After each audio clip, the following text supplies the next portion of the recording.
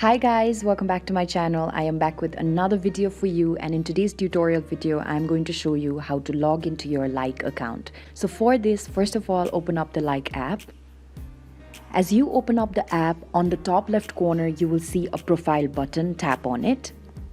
When you tap the profile button, you will see numerous options, that is to log in either by entering your phone number or your Facebook account or your Google account or another option. So here, since I had signed up using my phone number, I also want to log in using my phone number. So I'm just gonna enter my phone number here and then tap on login with phone. As soon as I do this, I will be asked for my password that I'd earlier set for my Like account. So now I'm going to set up my password here. Here, as you can see, I'm typing my password and then tap on login.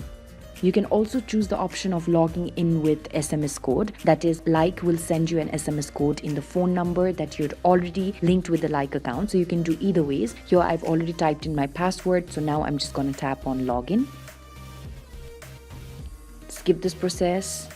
And then when I go to the top left corner, I will see that I will be logged into my account. So this is how you log into your Like account. I hope this video has been useful to you. If you like the video, do not forget to like, share and subscribe to the channel.